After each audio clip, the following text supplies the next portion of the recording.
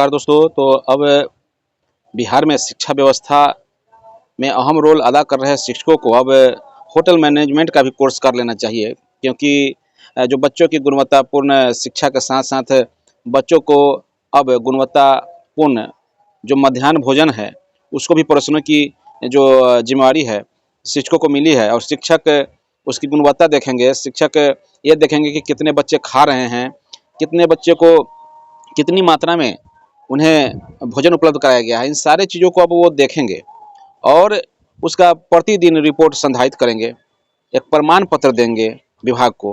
और प्रमाण पत्र नहीं देंगे तो उस दिन का उनकी उपस्थिति भी नगण्य मानी जाएगी, जीरो हो जाएगी।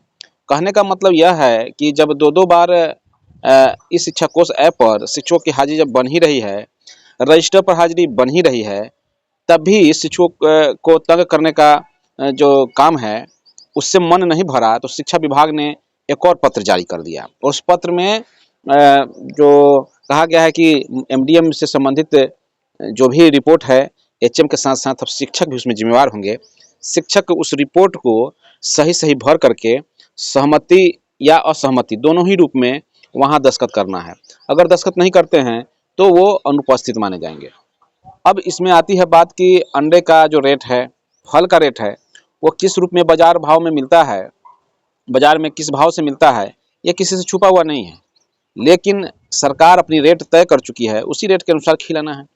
अब बताइए कि प्रति बच्चा अगर हम ₹6 के करीब पैसे मिलते हैं, सरकारी पैसे, उस राशि में अगर खिलाना हो अंडा, तो आप कहाँ से खिलाएँगे? आम जनता भी जानती है कि ₹6 में कहीं भी अंडा उपलब्ध नहीं है। ₹9, ₹10 अंडे का आज रेट हो चुका है। और ऐसे परिस्थिति में अगर एचएम बच्चों को अंडा नहीं खिलाते हैं, तब उस रिपोर्ट में क्या भरा जाएगा? अगर बच्चों की संख्या बढ़ा करके सभी बच्चों को अंडा खिला दिया जाता है, तो फिर उसमें रिपोर्ट क्या भरा जाएगा? कहने का मतलब है कि शिक्षक और हेडमास्टर को दोराहे पर खड़ा कर दिया गया है। और न ये निगलते बनेगा और न उगलते बन रहा है। प्रधान शिक्षक की बहाली अभी होनी ही है, अभी हुई नहीं है। और उसके ऊपर इस तरीके की जिम्मेदारी सौंपी जा रही है। मतलब ये वही बात हो गई, सिर मुड़ाते ही ओले पड़ना। अभी तो सिर मुड़ाया भी नहीं है और ओला पड़ना शुरू हो गया कि किस तरीके से हेडमास्टर अंडा का खेल करेंगे, अंडे को किस तरीके से मैनेज करेंगे बच्चों में। एक बड़ा समस्या सामने आ गया।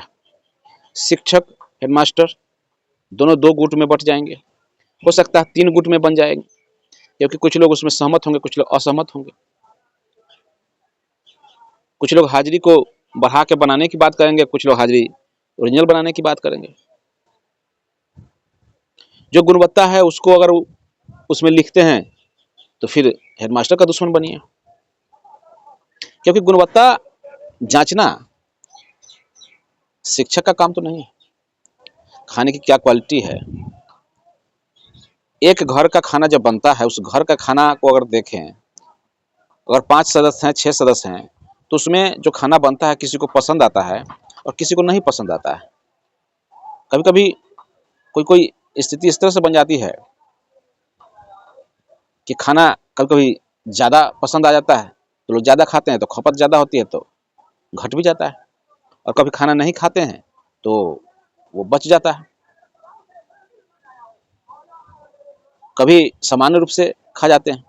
तो कहने का मतलब ये है कि ये तय करना कि ये खाना की क्वालिटी क्या है, बच्चे का स्वाद लेने का तरीका क्या है।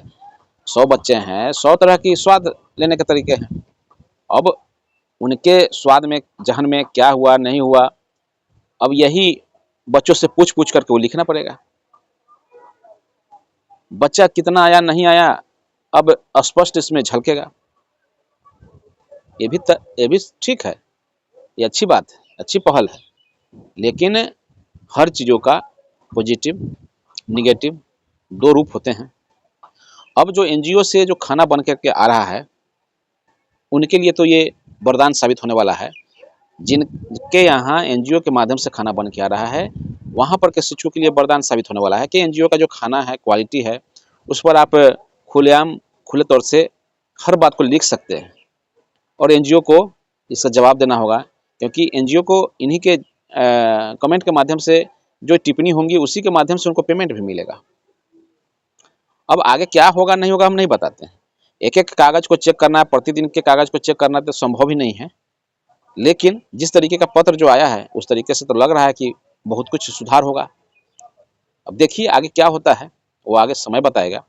लेकिन जहाँ पर खाना स्कूलों में बनता है, विद्यालय स्तर में बनता है, एचएम अगर कोई सामान लाने में, सामग्री लाने में अप्रत्यक्ष रूप से किसी तरह की गलती हो जाती है, तो शिक्षक नेगेटिव कमेंट्स करेंगे।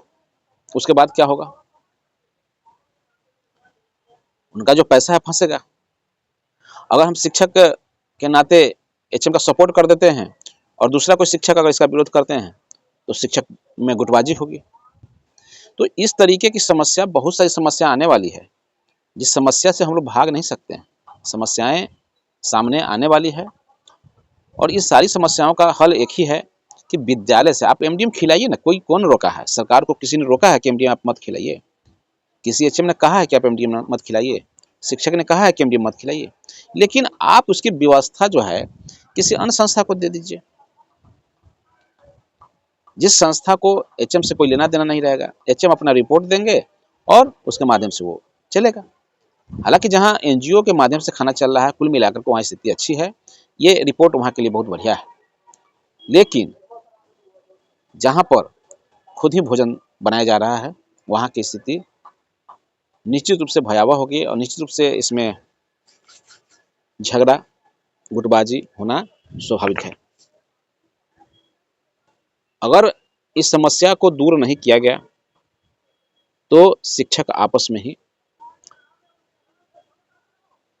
क्या कुछ कर जाएंगे, ये आने वाले समय में आपको पता चल जाएगा।